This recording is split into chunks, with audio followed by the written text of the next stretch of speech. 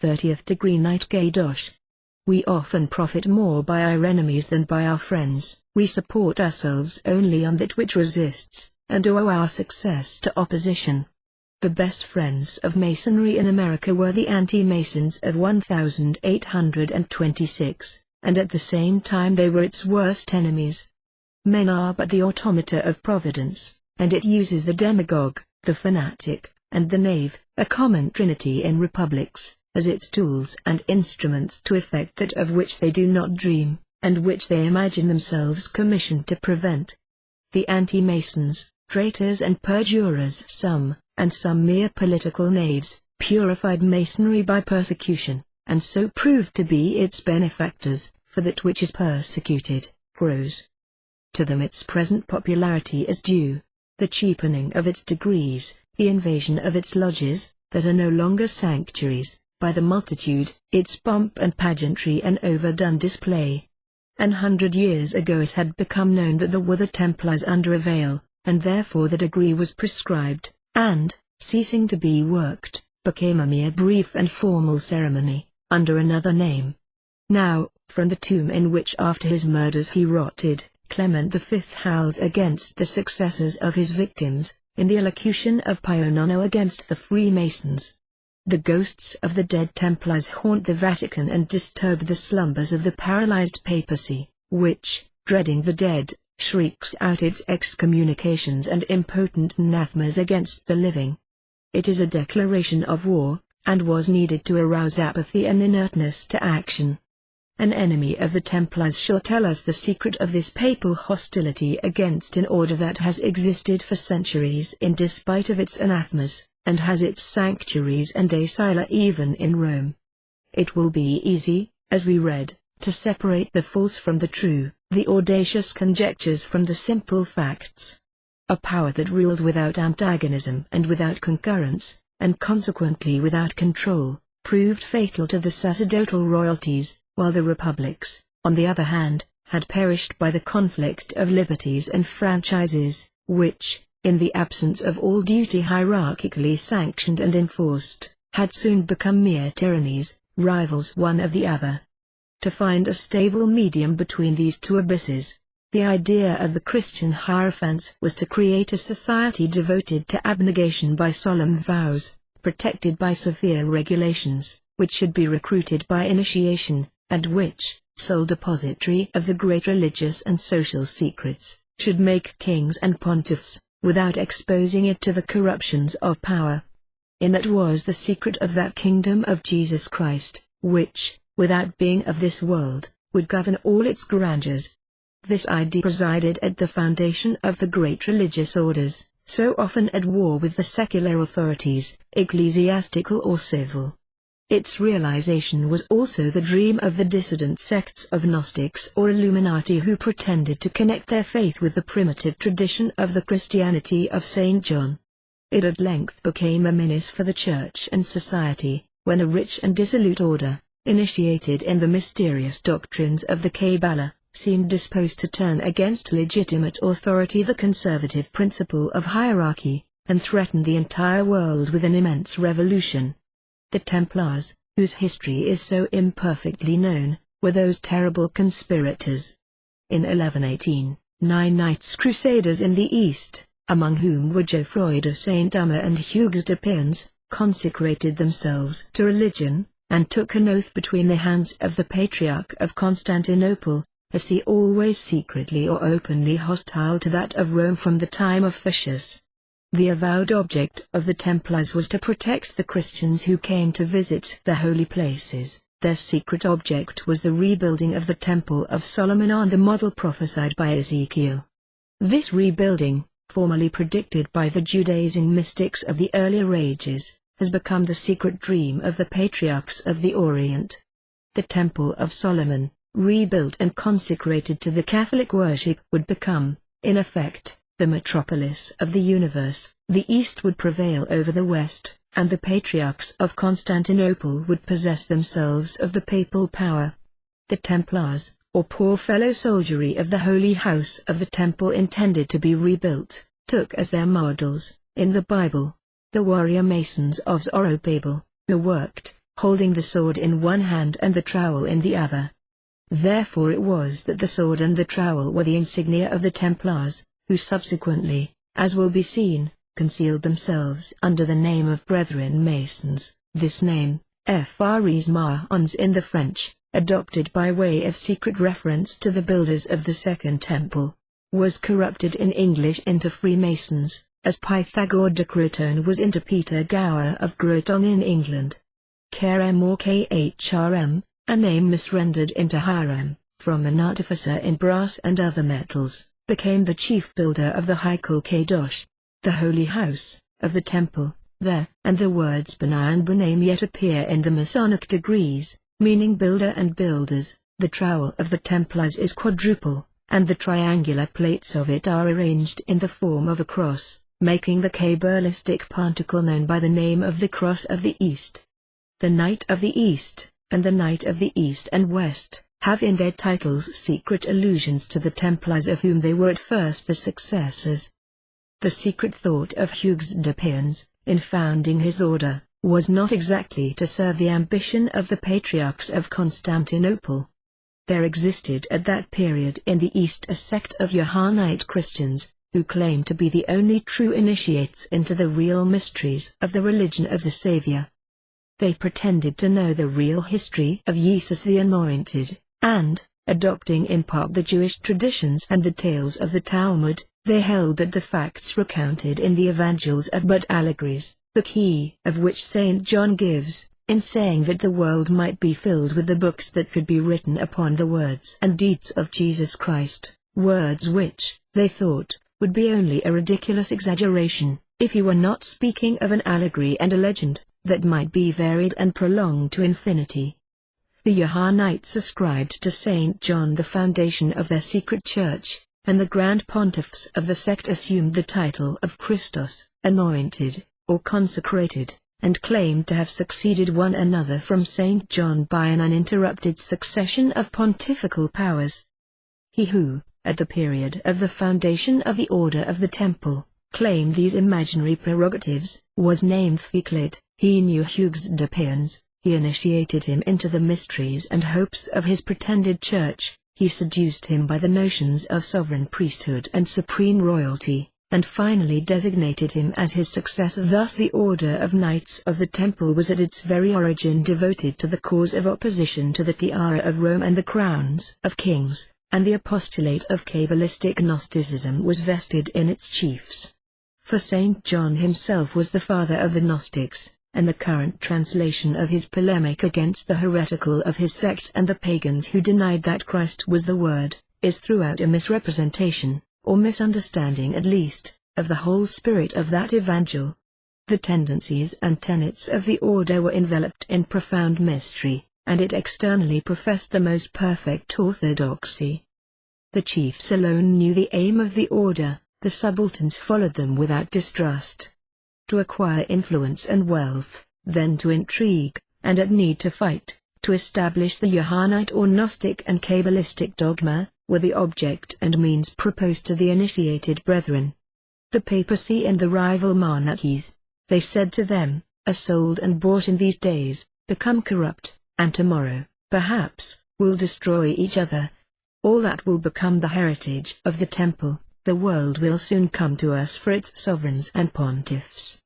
We shall constitute the equilibrium of the universe, and be rulers over the masters of the world.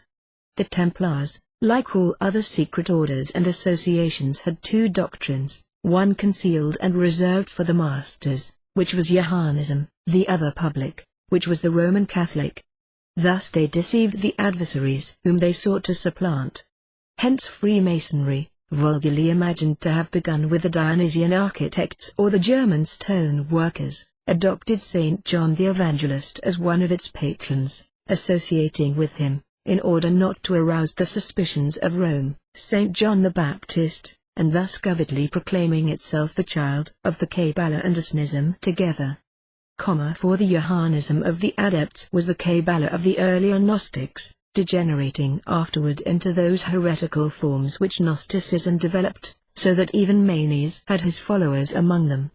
Many adopted his doctrines of the two principles, the recollection of which is perpetuated by the handle of the dagger and the tessellated pavement or floor of the lodge, stupidly called the indented tessel, and represented by great hanging tassels, when it really means a tesserated floor, from the Latin tessera, of white and black lozenges, with a necessarily denticulated or indented border or edging. And wherever, in the higher degrees, the two colors white and black, were in juxtaposition, the two principles of Zoroaster and Manes are alluded to.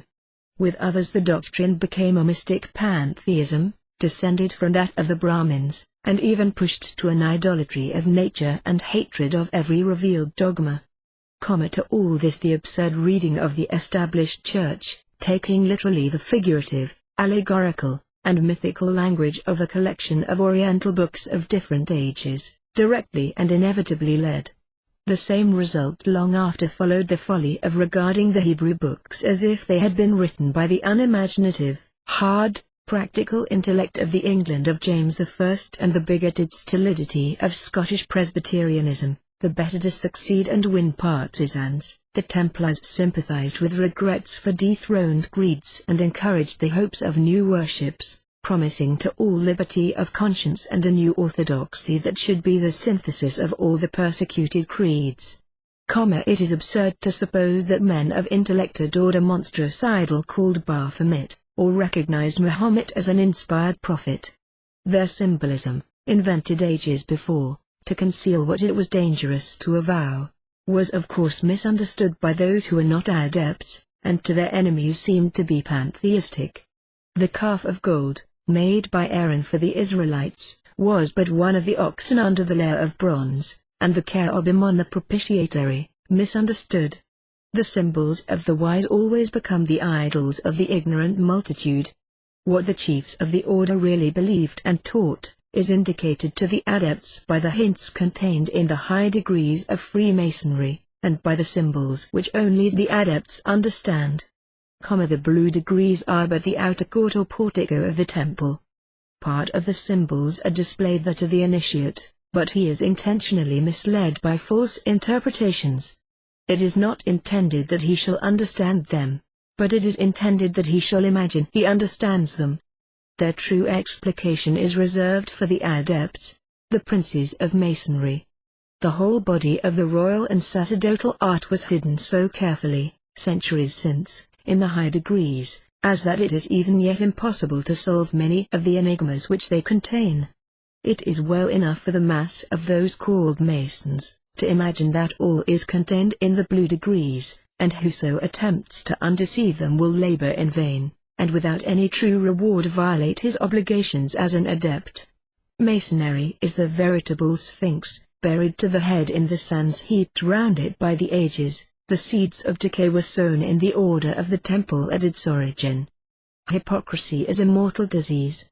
It had conceived a great work which it was incapable of executing, because it knew neither humility nor personal abnegation, because Rome was then invincible, and because the later chiefs of the order did not comprehend its mission.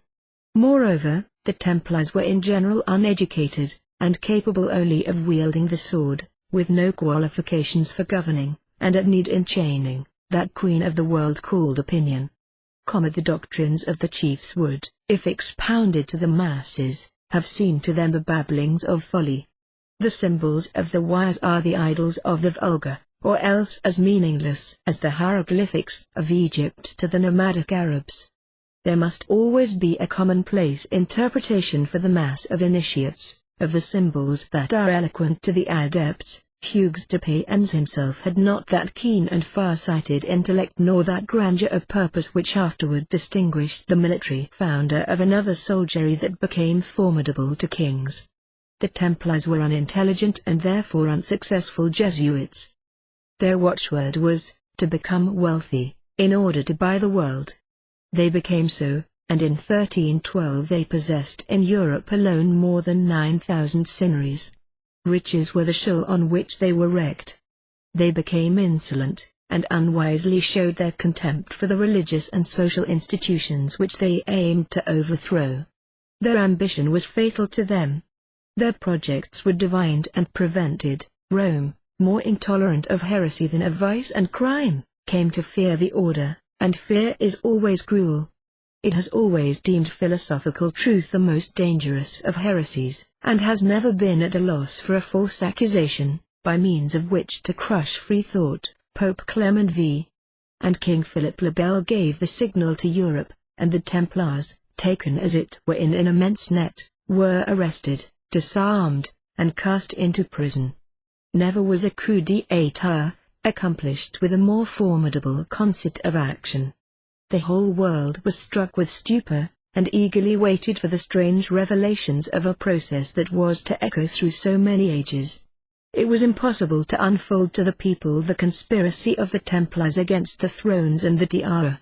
It was impossible to expose to them the doctrines of the chiefs of the order. This would have been to initiate the multitude into the secrets of the masters, and to have uplifted the veil of Isis. Recourse was therefore had to the charge of magic, and denouncers and false witnesses were easily found. When the temporal and spiritual tyrannies unite to crush a victim they never want for serviceable instruments, the Templars were gravely accused of spitting upon Christ and denying God at their receptions, of gross obscenities, conversations with female devils, and the worship of a monstrous idol. The end of the drama is well known, and how Jacques de Molay and his fellows perished in the flames. But before his execution, the chief of the doomed order organized and instituted what afterward came to be called the occult, Hermetic, or Scottish Masonry. In the gloom of his prison, the Grand Master created 4 metropolitan lodges, at Naples for the east, at Edinburgh for the west, at Stockholm for the north, and at Paris for the south. Are the initials of his name, J_B_M_, found in the same order in the first 3 degrees, are but one of the many internal and cogent proofs that such was the origin of modern Freemasonry. The legend of Osiris was revived and adopted, to symbolize the destruction of the order, and the resurrection of Khrm, slain in the body of the temple, of Khrm Abi, the master, as the martyr of fidelity to obligation, of truth and conscience, prophesied the restoration to life of the buried association. The Pope and the King soon after perished in a strange and sudden manner. Squindor Florian, the chief denouncer of the order, died assassinated. In breaking the sword of the Templars, they made of it a poniard, and their prescribed trowels thenceforward built only tombs. The order disappeared at once. Its estates and wealth were confiscated, and it seemed to have ceased to exist. Nevertheless it lived, under other names and governed by unknown chiefs, revealing itself only to those who, in passing through a series of degrees, had proven themselves worthy to be entrusted with the dangerous secret. The modern orders that style themselves Templars have assumed a name to which they have not the shadow of a title.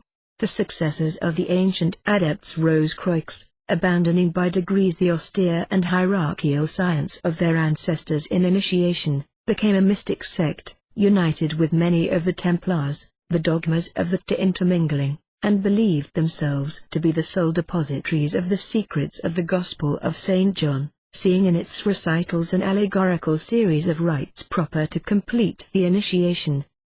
The initiates, in fact, thought in the 18th century that their time had arrived, some to found a new hierarchy, others to overturn all authority, and to press down all the summits of the social order under the level of equality. The mystical meanings of the rose as a symbol are to be looked for in the Kabbalistic commentaries on the Canticles. The rose was for the initiates the living and blooming symbol of the revelation of the harmonies of being. It was the emblem of beauty, life, love, and pleasure. Flamel, or the Book of the Jew Abraham, made it the hieroglyphical sign of the accomplishment of the great work. Such is the key of the Roman de la Rose. The conquest of the rose was the problem propounded to science by initiation, while religion was laboring to prepare and establish the universal triumph, exclusive and definitive, of the cross. To unite the rose to the cross, was the problem proposed by the high initiation, and in fact the occult philosophy, being the universal synthesis, ought to explain all the phenomena of being. Religion, considered solely as a physiological fact, is the revelation and satisfaction of a necessity of souls. Its existence is a scientific fact. To deny it would be to deny humanity itself. The Rose-Croix adepts respected the dominant, hierarchical, and revealed religion. Consequently, they could no more be the enemies of the papacy than of legitimate monarchy, and if they conspired against the popes and kings, it was because they considered them personally as apostates from duty and supreme favorers of anarchy. What, in fact, is a despot, spiritual or temporal, but a crowned anarchist? One of the magnificent particles that express the esoteric and unutterable part of science, is a rose of light, in the center of which a human form extends its arms in the form of a cross. Commentaries and studies have been multiplied upon the Divine Comedy, the work of Dante, and yet no one, so far as we know, has pointed out its especial character. The work of the great Galen is a declaration of war against the papacy, by bold revelations of the mysteries.